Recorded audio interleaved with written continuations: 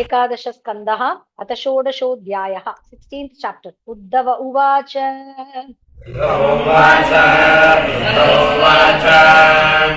त्वं ब्रह्म परमं साक्षात् अनाद्यन्तमपावृतम्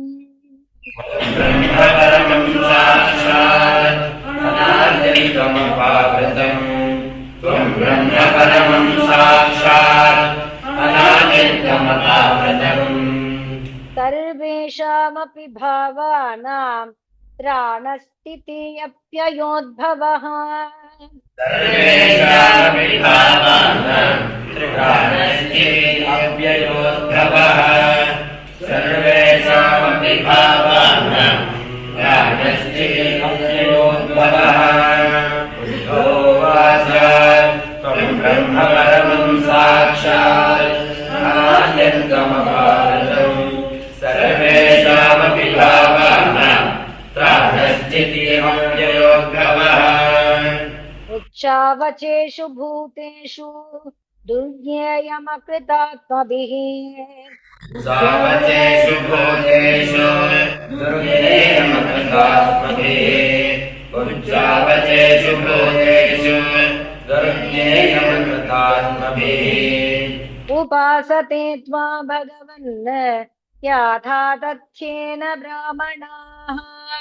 उपासते त्वां भगवन् याथा तथ्येन ब्राह्मणाः उपासते त्वां भगवन् याथा तथ्येन ब्राह्मणाः उच्चावचेषु भूतेषु दुर्ज्ञेयमकृतात्मभिः उपासते त्वां भगवन् याथा तथ्येन ब्राह्मणाः येषु येषु च भावेषु भक्त्या त्वां परमर्षयः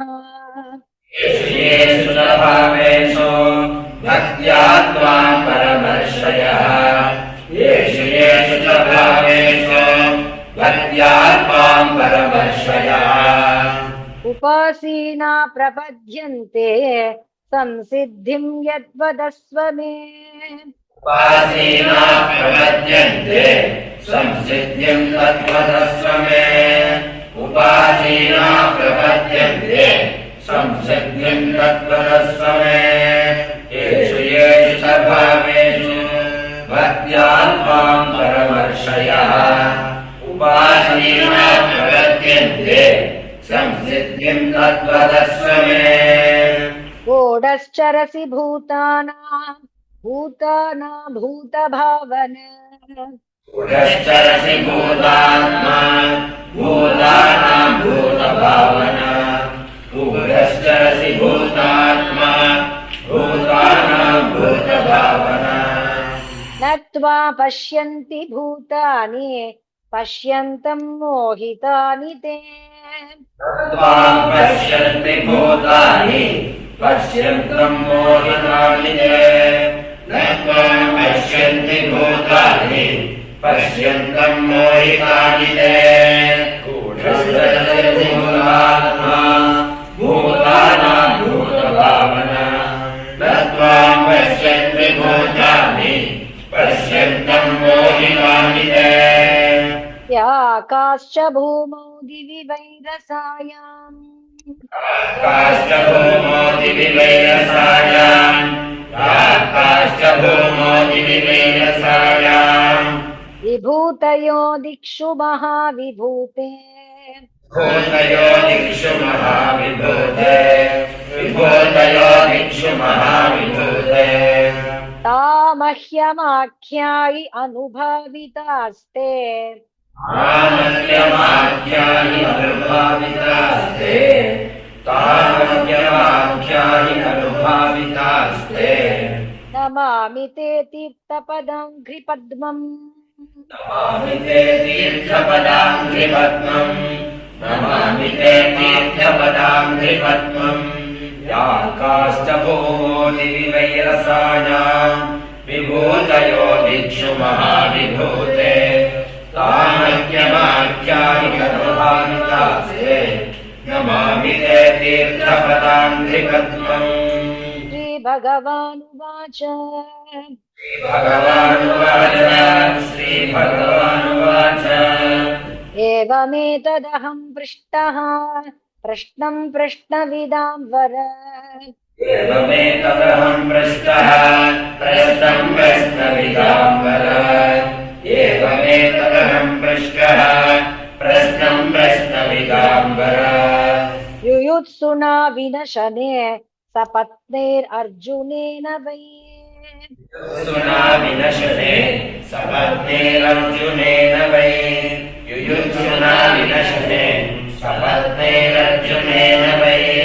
श्रीभगवानुवाच एवमेतदहं पृष्टः प्रश्नं प्रश्नविदाम्बर युयुत्सुना विनशने सपत्नेरर्जुनेन वै ज्ञात्वा न्यादिवदं गर्ह्यम् अधर्मं राज्यहेतुकम् ज्ञात्वाज्ञानिवदं द्रव्यम् अधर्मं राज्यहेतुकम् ज्ञात्वाज्ञानिवदं द्रव्यम् अधर्मं राज्यहेतुकम् ततो निवृत्तो हन्ताहम् अतोऽयमिति लौकिकः ततो निवृत्तो हन्ताहम् अतोऽयमिति लौकिकः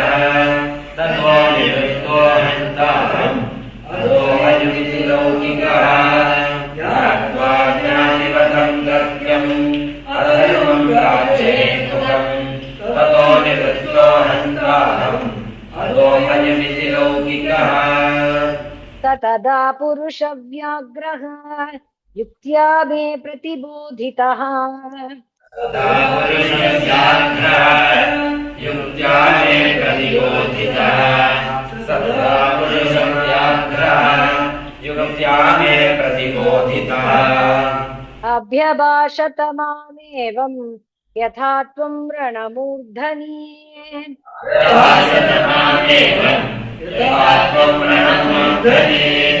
अभ्यभाषत मामेवम् यथा त्वं रणमूर्धनि सकला पुरुषव्याघ्रः युक्त्या मे प्रतिबोधितः अभ्यभाषत मामेवम् यथा त्वं रणमूर्धनि अहमात्मोऽधवानीशा भूतानां सुहृदीश्वरः भूतानां सुहृदीश्वरः अहमात्मोऽधवामीशा भूतानां सुहृदीश्वरः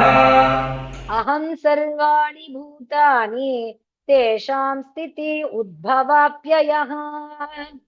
सर्वाणि भूतानि तेषां स्थितिरुद्भवाप्ययः अहं सर्वाणि भूतानि तेषां स्थितिरुद्भवाप्ययः अहमात्मा भवामीशां भूतानां सुहृदीश्वरः अहं सर्वाणि भूतानि तेषां स्थितिरुद्भवाप्ययः अहं गतिर्गतिमतां कालः कलयतामहम् गतिर्गतिमतां कालः कलयतामहम् अहं गतिर्गतिमतां कालः कलयतामहम् गुणानां चाप्यहं साम्यं गुणिन्योत्पत्तिको गुणः गुणानां चाप्यहं साम्यम् गुणिन्योत्पत्तिको गुणः गुणानां चाप्यहं साम्यम् गुणिन्योत्पत्तिको गुणः अहं गतिर्गतिमतां कालः कलयतामहम् गुणानां चाप्यहं साम्यम् गुणिन्योत्पत्तिको गुणः गुणिनामप्यहं सूत्रं महतां च महानहम् गुणिनामप्यहं सूत्रं महतां च महानहम् गुणिनामप्यहं सूत्रं महतां च महानहम् सूक्ष्मानामपि अहं जीवः दुर्जयानाम् अहं मनः सूक्ष्मानामपि अहं जीवः दुर्जयानामहं मनः सूक्ष्मानामपि अहं जीवः दुर्जयानामहं मनः गुह्यामप्यहं सूत्रं महतां च महानहम् सूक्ष्मानामप्यहं जीवः दुर्जयानामहं मनः हिरण्यगर्भो वेदानां मन्त्राणां प्रणवः त्रिवृत् हिरण्यगर्भो वेदानां मन्त्राणां प्रणवः त्रिवृत् हिरण्यगर्भो वेदानां मन्त्राणां प्रणवः त्रिवृत् अक्षराणाम् अकारोऽस्मि पदानि छन्दसामहम् अक्षराणामकारोऽस्मि पदानि छन्दसामहम् अक्षराणामकारोऽस्मि पदानि छन्दसामहम् हिरण्यगर्भो वेदानां मन्त्राणां प्रणवः त्रिवृत् अक्षराणामकारोऽस्मि पदानि छन्दसामहम् इन्द्रोऽहं सर्वदेवानां वसूनाम् अस्मि हव्यवाट् अहं सर्वदेवानां वसूनामस्मि हव्यवाट् इन्द्रोऽहं सर्वदेवानां वसूनामस्मि हव्यवाट् आदित्यानाम् अहं विष्णु रुद्राणां नीललोहितः आदित्यानामहं विष्णु रुद्राणां नीललोहितः आदित्यानामहं विष्णु रुद्राणां नीललोहितः इन्द्रोऽहं सर्वदेवानां वसूनामस्मि हव्यवाट् आदित्यानामहं विष्णु रुद्राणां नीललोहितः ब्रह्मर्षीणां भृगुरहं राजर्षीणाम् अहं मनुः ब्रह्मर्षीणां भृगुरहं राजर्षीणामहं मनुः ब्रह्मर्षीणां भृगुरहं राजर्षीणामहं मनुः देवर्षीणां नारदोऽहम् अविर्धान्यस्मि धेनुषु देवर्षीणां नारदोऽहम् अविर्धान्यस्मि धेनुषु देवर्षीणां नारदोऽहम् अविर्धान्यस्मि धेनुषु ब्रह्मर्षीणां भृगुरहं राजर्षीणामहं मनुः देवर्षीणां नारदोऽहम् अविर्धान्यस्मि धेनुषु सिद्धेश्वराणां कपिलः सुपर्णोऽहं पतत्रिणाम् सिद्धेश्वराणां कपिलः सुपर्णोऽहं पतत्रिणाम् सिद्धेश्वराणां कपिलः सुपर्णोऽहं पतत्रिणाम् प्रजापतीनां दक्षोऽहं पितॄणामहम् अर्यमा प्रजापतीनां दक्षोऽहं पितॄणामहमर्यमा प्रजापतीनां दक्षोऽहं पितॄणामहमर्यमा सिद्धेश्वराणां कपिलः सुपर्णोऽहं पतत्रिणाम् प्रजापतीनां दक्षोऽहं पितॄणामहमर्यमा मां विद्युद्धव दैत्यानां प्रह्लादम् असुरेश्वरम् आं विद्युद्धवदैत्यानां प्रह्लादसुरेश्वरम् आं विद्युद्धवदैत्यानां प्रह्लादसुरेश्वरम् सोमं नक्षत्र औषधीनां धनेशं यक्षरक्षसाम् नक्षत्रौषधीनां धनेशं यक्षरक्षसाम् सोमं नक्षत्रौषधीनां धनेशं यक्षरक्षसाम् मां विद्युद्धवदैत्यानां प्रह्लादम् असुरेश्वरम् सोमं नक्षत्रौषधीनां धनेशं यक्षरक्षसाम् ऐरावतं गजेन्द्राणां यादसां वरुणं प्रभुम्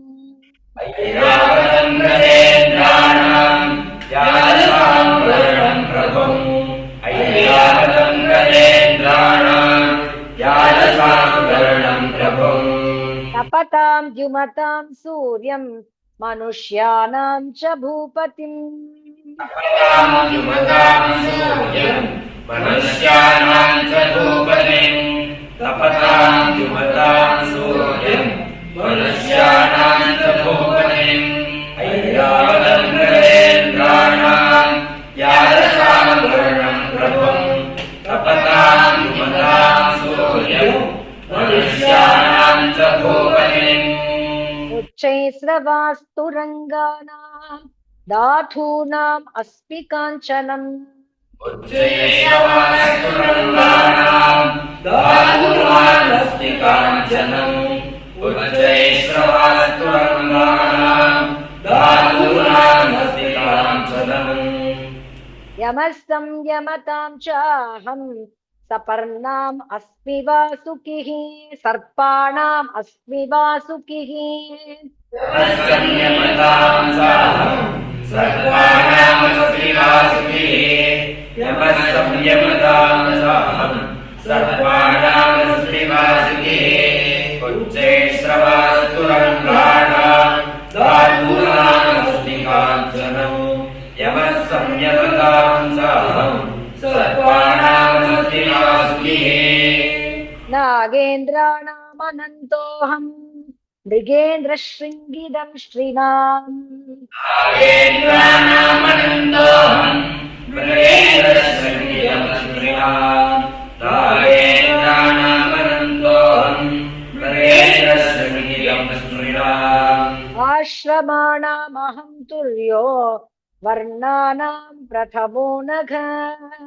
आश्रमाणामहम् तुर्यो वर्णानाम् प्रथमो नघ आश्रमाणामहम् तुर्यो वर्णानाम् प्रथमो नघ नागेन्द्राणामनन्तोऽहम् मृगेन्द्रशृङ्गिदम् श्रीणाम् आश्रमाणामहम् तुर्यो वर्णानाम् प्रथमो नघ तीर्थानाम् स्रोतसाम् गङ्गा समुद्रः सरसामहम् तीर्थानाम् स्रोतसाम् गङ्गा समुद्रः सरसामहम् तीर्थानाम् स्रोतसाम् गङ्गा समुद्रः सरसामहम् आयुधानाम् धनुरहम् त्रिपुरघ्नोदनुष्पदाम् आयुधानाम् धनुरहम् त्रिपुरघ्नोदनुष्पदाम् आयुधानाम् धनुरहम् त्रिपुरघ्नोदनुष्पदाम् तीर्थानाम् स्रोतसाम् गङ्गा समुद्रः सरसामहम् आयुधानाम् धनुरहम् त्रिपुरघ्नोदनुष्पदाम् कृष्ण्यानामस्मि अहम् मेरुः गहनानाम् हिमालयः कृष्ण्यानामस्मि अहम् मेरुः गहनानाम् हिमालयः कृष्ण्यानामस्मि अहम् मेरुः गहनानाम् हिमालयः वनस्पतीनाम् अश्वत्थ ओषधीनाम् अहम् यवः वनस्पतीनाम् अश्वत्थ ओषधीनाम् अहम् यवः वनस्पतीनाम् अश्वत्थ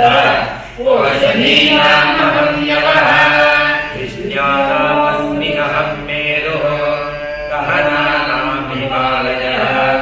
वनस्पतीनाम् अश्वत्थ ओषधीनाम् अहम् यवः पुरोदसाम् वसिष्ठोऽहम् ब्रह्मिष्ठानाम् बृहस्पतिः पुरोदसाम् वसिष्ठोऽहम् ब्रह्मिष्ठानाम् बृहस्पतिः पुरोदसाम् वसिष्ठोऽहम् ब्रह्मिष्ठानाम् बृहस्पतिः स्कन्दोऽहम् सर्वसेनान्याम् अग्रण्या भगवानजः अग्रण्याम् भगवानजः स्कन्दोऽहम् सर्वसेनान्याम् अग्रण्याम् भगवानजः पुरोदसाम् वसिष्ठोऽहम् ब्रह्मिष्ठानाम् बृहस्पतिः स्कन्दोऽहम् सर्वसेनान्याम् अग्रण्याम् भगवानजः यज्ञानाम् ब्रह्मयज्ञोऽहम् व्रतानाम् अविहिंसनम् यज्ञानाम् ब्रह्मयज्ञोऽहम् व्रतानाम् अविहिंसनम् यज्ञानाम् ब्रह्मयज्ञोऽहम् व्रतानाम् अविहिंसनम् वायुवग्नि अर्काम्बुवागात्मा शुचीनामपि अहम् शुचिः शुचीनामप्यहम् शुचिः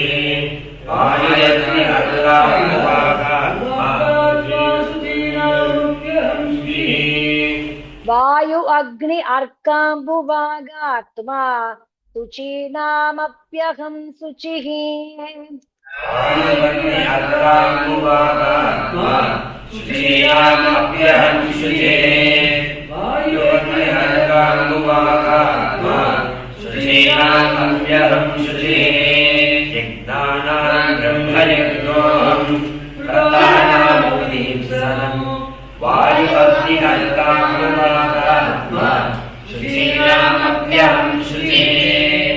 योगानाम् आत्मसंरोधो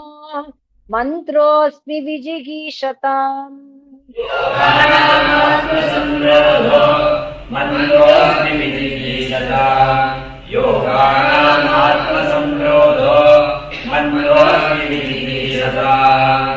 आन्वीक्षिके कौशलानां विकल्पख्यातिवादिनाम्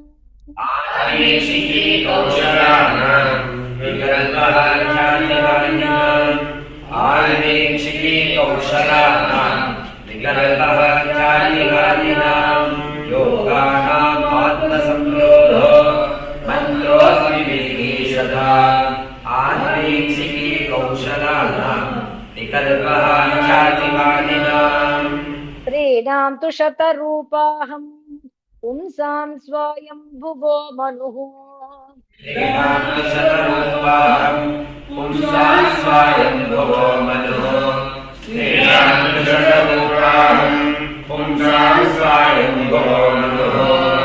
नारायणो मुनीनां च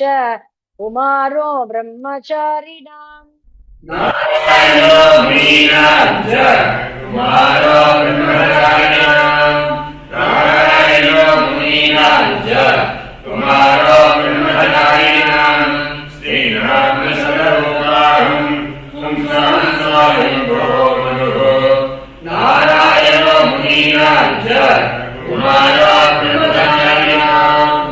धर्माणाम् अस्मि सन्न्यासः क्षेमानाम बहिर्मतिः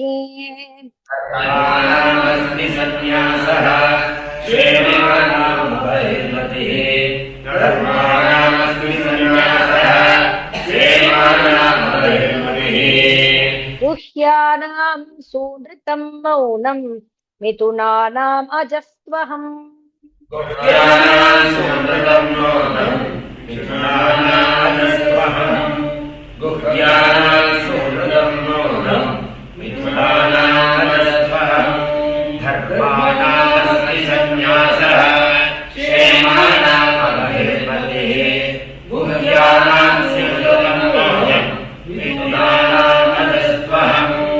संवत्सरोऽस्मि अनिमिषा मृतूनां मधुमाधवो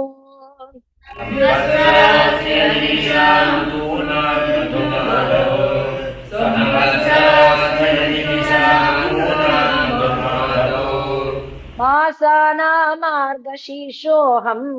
नक्षत्राणां तथा विजित्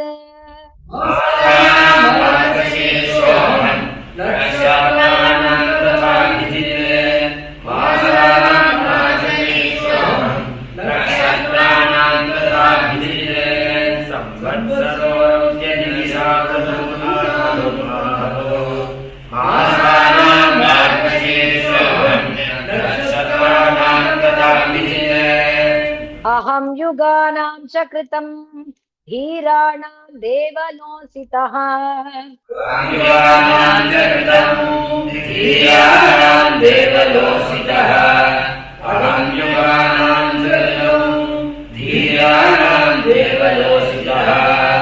द्वैपायनोऽस्मि व्यासानां कवीनां काव्य आत्मवान्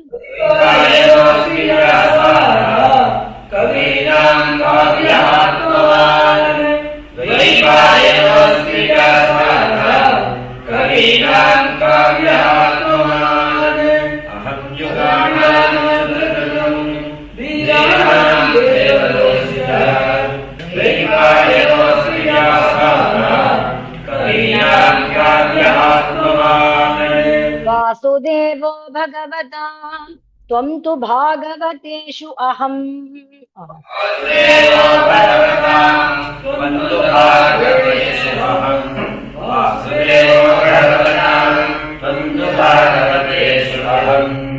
किं पुरुषाणां हनुमान् विद्याध्राणां सुदर्शनः किं पुरुषाणां हनुमान् विद्याध्राणां सुदर्शनः किं पुरुषाणां हनुमान् विद्याध्राणां सुदर्शनः वासुदेवो भगवतां त्वन्तु भागवतेषु अहम् किं पुरुषाणां हनुमान् विद्याध्राणां सुदर्शनः रत्नानापत्परागोऽस्मि पद्मकोशस्तु पेशसाम् रत्नानापत्परागोऽस्मि पद्मकोशस्तु पेशसाम् रत्नानापत्परागोऽस्मि पद्मकोशस्तु पेशसाम् कुशोऽस्मि दर्भजातीनां गव्यमाज्यं हविष्वहम् कुशोऽस्मि दर्भजातीनां गव्यमाज्यं हविष्वहम् कुशोऽस्मि दर्भजातीनां गव्यमाज्यं हविष्वहम् रत्नानां पद्मरागोऽस्मि पद्मकोशस्तु पेशसाम् कुशोऽस्मि दर्भजातीनां गव्यमाज्यं हविष्वहम् व्यवसायिनामहं लक्ष्मीः कितवानां छलग्रहः व्यवसायिनामहं लक्ष्मीः कितवानां छलग्रहः व्यवसायिनामहं लक्ष्मीः कितवानां छलग्रहः तितिक्षास्मि तितिक्षूणां सत्त्वं सत्त्ववतामहम् तितिक्षास्मि तितिक्षूणां सत्त्वं सत्त्ववतामहम् तितिक्षास्मि तितिक्षूणां सत्त्वं सत्त्ववतामहम् व्यवसायिनामहं लक्ष्मीः कितवानां छलग्रहः तितिक्षास्मि तितिक्षूणां सत्त्वं सत्त्ववतामहम् ओजस्सहो बलवतां कर्माहं विद्धि सात्वताम् ओजस्सो बलवतां कर्माहं विद्धि सात्वताम् ओजस्सो बलवतां कर्माहं विद्धि सात्वताम् सात्वतां नवमूर्तीनाम् आदिमूर्तिरहं पराम् सात्वतां नवमूर्तीनाम् आदिमूर्तिरहं परा सात्वतां नवमूर्तीनाम् आदिमूर्तिरहं परा ओजस्सो बलवतां कर्माहं विद्धि सात्वतां सात्वतां नवमूर्तीनाम् आदिमूर्तिरहं परा विश्वावसुः पूर्वचित्तिः गन्धर्वाप्सरसामहम् विश्वावसु पूर्वचित्तिः गन्धर्वाप्सरसामहम् विश्वावसु पूर्वचित्तिः गन्धर्वाप्सरसामहम् भूधराणामहं स्थैर्यं गन्धमात्रमहं भुवः स्थैर्यं गन्धमात्रमहं भुवः भूधराणामहं स्थैर्यं गन्धमात्रमहं भुवः विश्वावसुः पूर्वचित्तिः गन्धर्वाप्सरसामहम् भूधराणामहं स्थैर्यं गन्धमात्रमहं भुवः अपाम्रसश्च परमः तेजिष्ठानां विभावसुः अपाम्रसश्च परमः तेजिष्ठानां विभावसुः अपाम्रसश्च परमः तेजिष्ठानां विभावसुः प्रभासूर्येन्दुताराणां शब्दोऽहं नवसः परः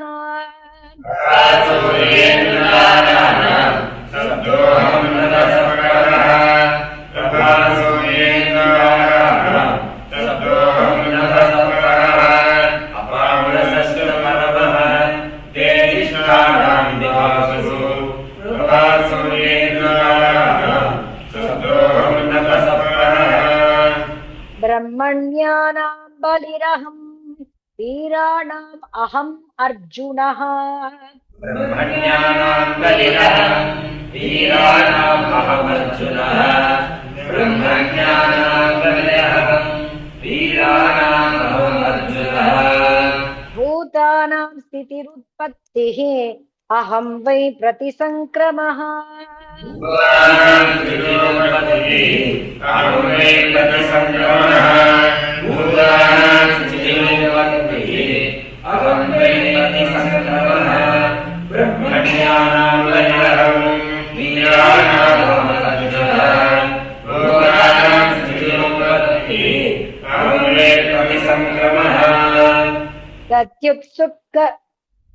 गति उत्सुक्सर्गोपादानम् आनन्दस्पर्शलक्षणम् गत्युत्सर्गोपादानम् आनन्दस्पर्शलक्षणम्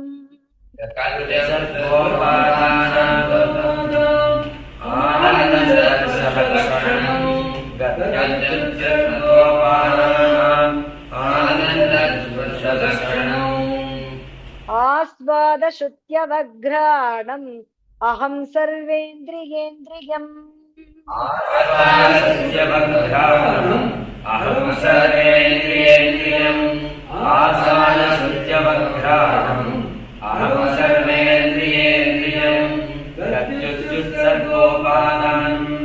आनन्दस्पर्शलक्षणम् आस्वादश्रुत्यवघ्राणम् अहं सर्वेन्द्रियेन्द्रियम् पृथिवी वायुराकाश आपो ज्योतिरहं महान्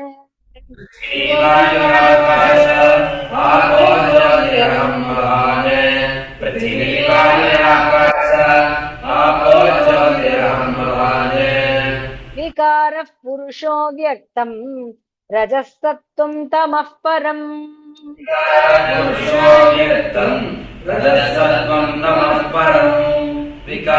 पुरुषो व्यक्तम् रजसत्त्वं तमः परम् पृथिवी वायुराकाश आपो ज्योतिरहं भवान् विकारः पुरुषो व्यक्तम् रजसत्त्वं तमः परम् अहमेतत् प्रसङ्ख्यानं ज्ञानं तत्त्वविनिश्चयः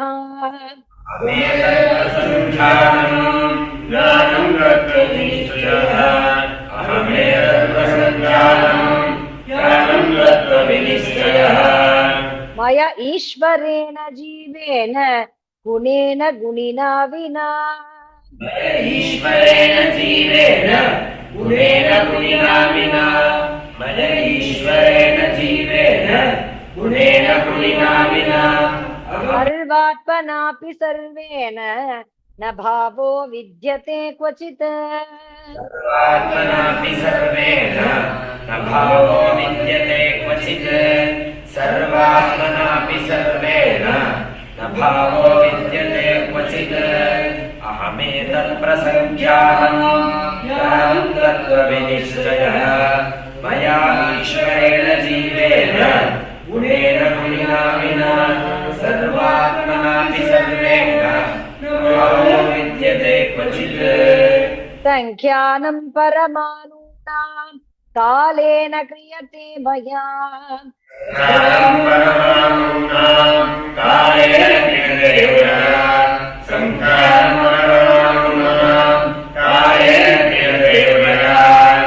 न तथा मे विभूतीनां सृजतुण्डानि कोटिशः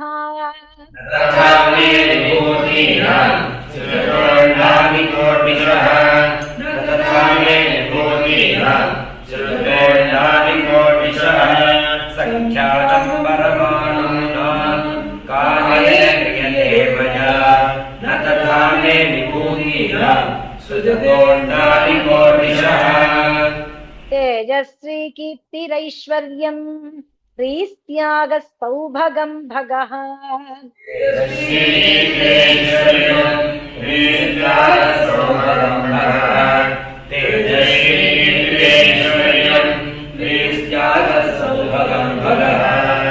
वीर्यं तितिक्षा विज्ञानं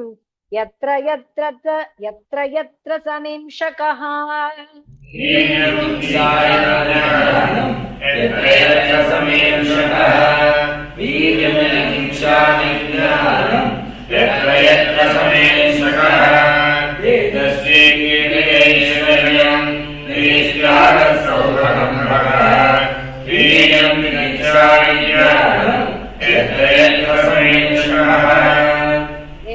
एतास्ते कीर्तिता सर्वाः संक्षेपेण विभूतयः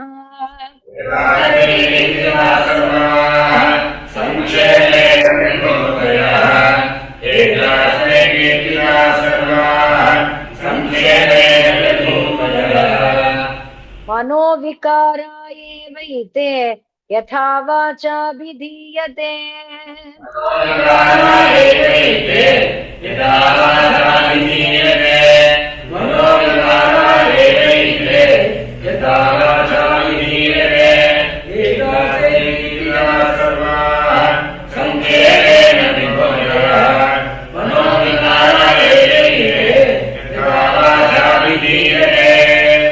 वाचं यच्छ मनो यच्छ प्राणान् यच्छेन्द्रियाणि च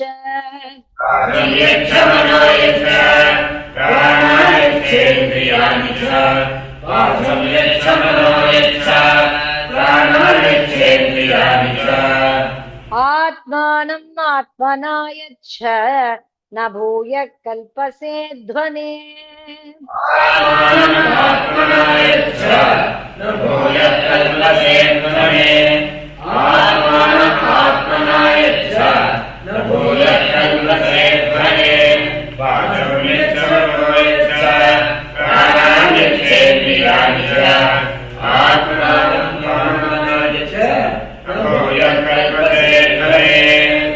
यो वै वाङ्मनसि सम्यग् असंयच्छन्ति यायतिः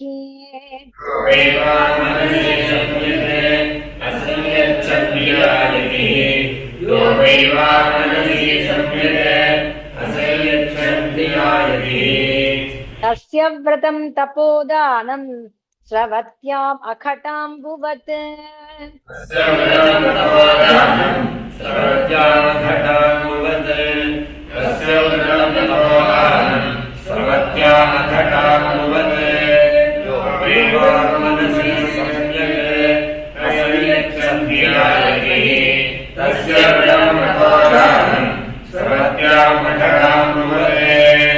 तस्मान् मनोवचः प्राणान् नियच्छेन्मत्परायणः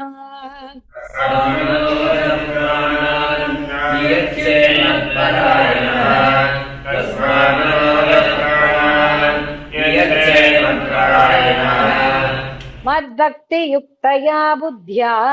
ततः परिसमाप्यते